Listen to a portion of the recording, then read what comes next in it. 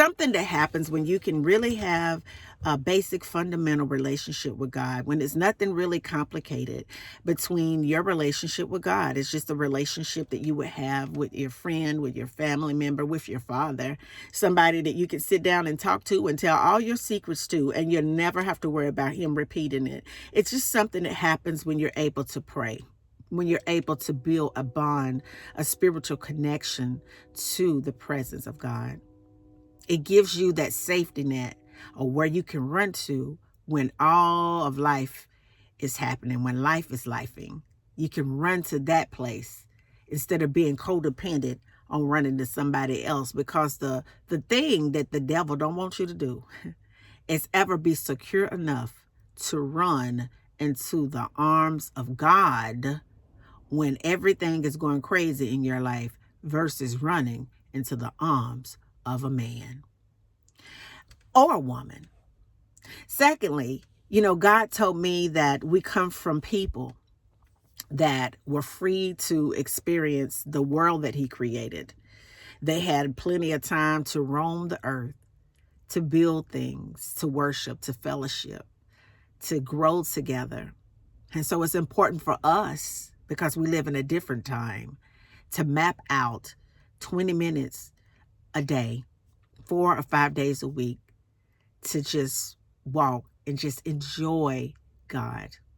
Put on our iPod, or put on our headphones, or go on a good walk with our dog, or go on a walk with friends, or just go on a walk alone and just take a moment to just take in the glory of God. Like when I look at a tree, I'm just like, God is awesome. Every tree, every leaf is just so different and unique.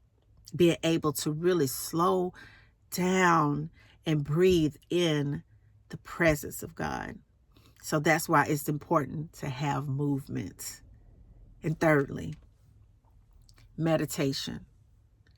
See, when you can ponder your mind and you can set your mind on the things of God for an extended amount of time, then God begins to heal your mind. He begins to make the nerves in your brain linked to his presence of love stronger. And the nerves in your brain that's linked to fear and hate and doubt begins to fall away. It's through mindfulness that we're able to really sit still and just become formless in the presence of God and commune with his presence and just get lost in his presence. When you're able to meditate on the presence, the word, the Spirit of God, and be strong and courageous, there's nothing, I'm telling you, absolutely nothing that God cannot accomplish through you. Make it an intention today to pray.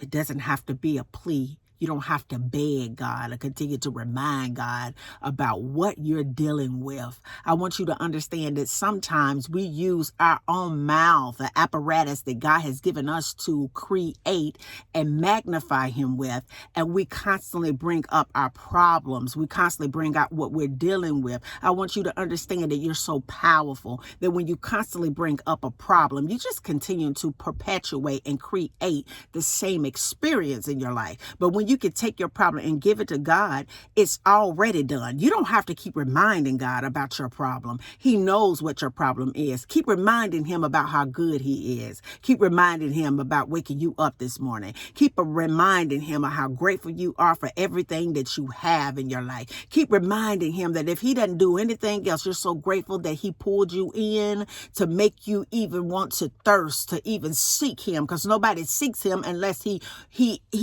encourages you to seek his face, encourages you to motivate you, influence you spiritually to want to be in a relationship with God. There's no need to continue to beg God. All you have to do is just be, come on somebody, in the presence of God. All you have to do is just move your body and give thanks to God that you can. And all you have to do is focus your mind on God and everything in your life will change. Because what you focus on, you create that. What you feel inside, you speed that up.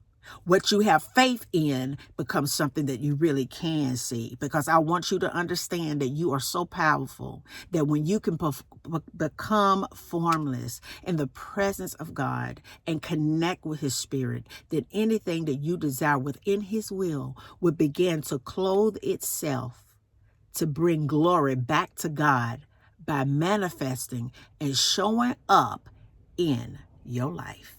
And until the next video, guys, peace, because I still be believing in you. Bye now.